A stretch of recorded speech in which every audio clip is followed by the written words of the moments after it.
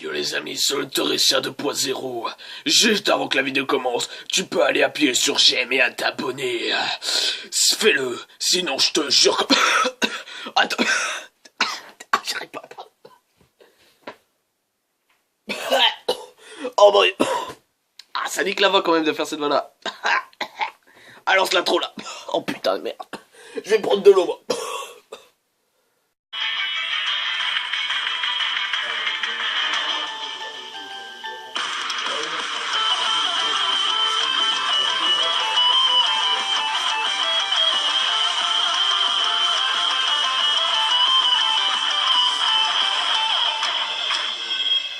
Les amis, c'est Thérésia 2.0 et comme vous l'avez lu au titre, nous allons faire une nouvelle théorie, une toute première théorie d'ailleurs sur le jeu Pokémon et plus précisément sur les fantômes, les 3 fantômes de la première génération. Je veux bien sûr parler de Phantominus, Ectoplasma et Spectrum, qui sont 3 fantômes que je kiffe parce qu'ils sont hyper stylés, sauf Phantominus parce que c'est juste une boule de gaz.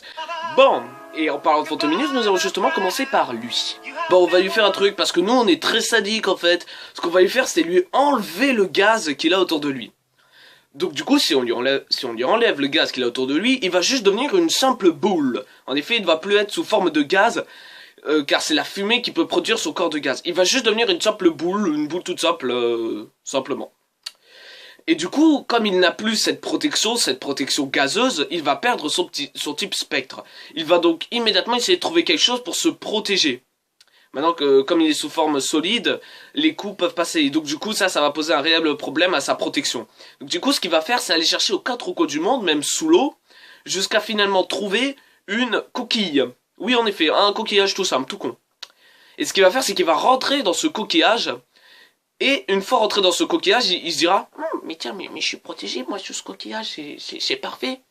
Et ce qui du coup va donner un Pokémon que certains connaissent très bien de la première génération. Je veux parler de Crustabri. Et oui, ce Pokémon de type eau simple, qui est l'évolution de Corias. C'est beau, non, la vie. Une fois dans cette protection, du coup, Crustabri, ou Phantominus si vous voulez, est totalement protégé et peut maintenant retourner à une vie simple, mais tout en restant sous l'eau, malheureusement.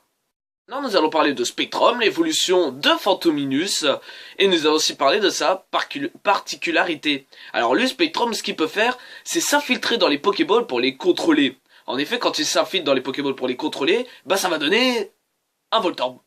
Bah ouais, un Voltorb, on s'y attendait pas. Qu'est-ce qui me prouve ça, hein? Que c'est Voltorb, que Spectrum, pardon, c'est combiné à une Pokéball et qui a donné Voltorb. Et bah c'est très simple, ils ont tous les deux la même, on va dire, forme de yeux, avec la petite pupille noire tout au fond. Et aussi, on peut les trouver dans une seule et unique zone, la centrale désinfectée. Et oui. Enfin, pour conclure cette vidéo, nous allons parler de la dernière évolution de ce trio maléfique. Je veux bien sûr parler de Ectoplasma. Alors qu'est-ce que Ectoplasma a de si spécial? Je veux dire, l'un c'est la fusion d'une coquille et d'un fantôme, l'autre c'est la fusion d'une Pokéball et d'un fantôme aussi.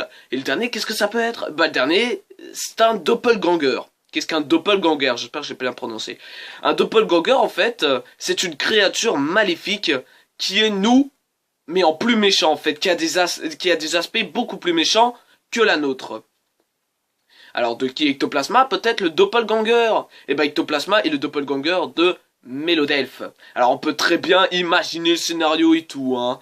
Imaginons que, parce que les Mélodelph en fait sortent les sortent de pleine lune, et les Ectoplasmas aussi. Retenez bien ça, ça va être utile pour ce que je vais inventer tout de suite là maintenant. Et si en fait les Mélodelph avaient fait une espèce de réunion, car c'est ce qu'ils font tous les soirs de pleine lune, ils font des rituels sacrés, et si pendant l'un de leurs rituels, ils avaient foiré leur coup, si ils avaient raté quelque chose dans leur formule, justement, qui aurait fait invoquer le doppelganger Ectoplasma, en fait. C'est ça quoi, c'est ça que j'essaie de vous dire. Et si c'était les Mélodelph qui avaient créé le doppelganger Ectoplasma. Et tout concorde, en fait, ils font la même taille, le même poids, ils sortent tous les deux le sort de pleine lune, c'est qui est tout à fait normal puisque Ectoplasma a été créé un sort de pleine lune. Et aussi, s'il y a que 2 choses qu'on pourrait dire contre eux, c'est leur coupe de cheveux. Je veux dire, l'un est coiffé, l'autre ne l'est pas. Et aussi la couleur, car l'un est beige et l'autre est violet. C'est tout ce qu'on peut dire sur ces deux-là. Cette vidéo n'était qu'une petite vidéo. Oui, en effet, comme vous savez, les tout petites vidéos très très courtes. Mais ça reste quand même une vidéo théorie. Alors n'oublie pas de lâcher un like. Ah, j'arrive toujours pas, c'est mort. Oh, j'en ai marre. Oh, j'émissionne.